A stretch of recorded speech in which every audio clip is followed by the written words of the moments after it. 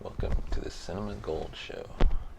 Today, we're diving into the first episode of Disney Plus's in the Marvel Universe, Loki. The sun shines on Tom Hiddleston again in the first episode of Marvel's Loki. So let's dive in. Welcome to the Cinema Gold Podcast with your host, Larry Leese. Come join us as Cinema Gold dives into the latest Hollywood films and news. Anticipation for Marvel's Loki has been sky high ever since the show was first announced. WandaVision broke hearts, and The Falcon and the Winter Soldier broke boundaries. But Loki has promised to break our brains with a sprawling, time travel heavy plot that might have massive consequences for the MCU multiverse in upcoming entries like Doctor Strange and Spider-Man. Make no mistake, there's a ton of complex stuff going down in the first episode of Loki. But as Owen Wilson's Mobius M. Mobius cheerily tells the baffled god of mischief, you'll catch up. We really got it, and fast, because the Loki of Loki is a version of the character that we last properly met almost a decade ago in the Avengers.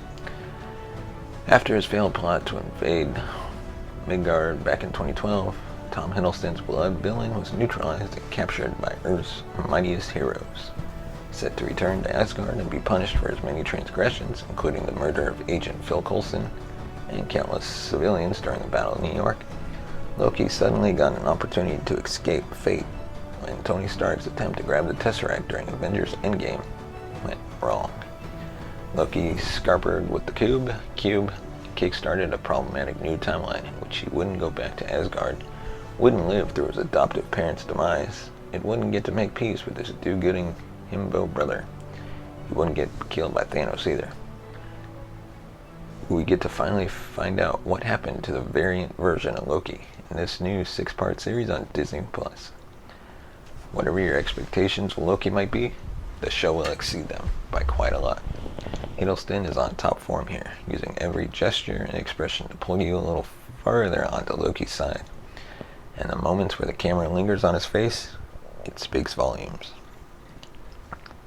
The whole setup is as funny and charming as you'd expect, but it feels like Marvel has spent a lot of money to make sure the show doesn't just rest on the twinkles in Hiddleston and Wilson's eyes, despite the pair having some formidable on-screen chemistry. The teaming of Rick and Morty writer Michael Waldron and Sex Education director Kate Herron has paid dividends, with Nightfall composer Natalie Holt delivering an unexpected and intoxicating score that binds it all together. So much work clearly went into building the world of this show that it honestly gives me a bit of a headache to think about it too much.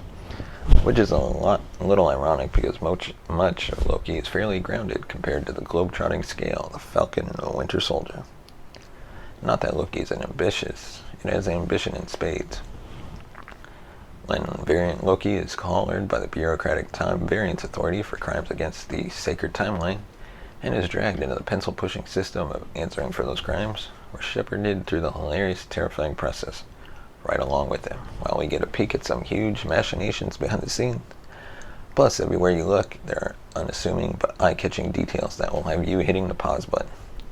A stack of files, some standard issue TVA equipment, or even a set of unremarkable drawers all require second glances. The task of keeping the restrained chaos of the timeline ticking along is humdrum inside the TVA. But the subtle comedy of its well-oiled bureaucracy is perfect. It has, of course, been captured successfully before. Whether it's Barbara and Adam Maitland coping with the rules of the afterlife in Beetlejuice, or Arthur Dent struggling to comprehend the easily avoidable crisis of the universe in The Hitchhiker's Guide to the Galaxy, you'll feel Loki's frustration knowing that his last chance might depend on a literal stamp of approval. The TVA is an exhaustively run place where greed and ambition are also pointless and mundane. Loki and his power-hungry antics are, at best, mildly amusing fodder there. They've seen it all, the past, the present, the future. They know how it will end. For the TVA, an apocalypse is just another day at the office. And a Loki with all his dramatic bluster is just another slippery variant fish flapping madly on the end of their line, desperate to be thrown back into the water.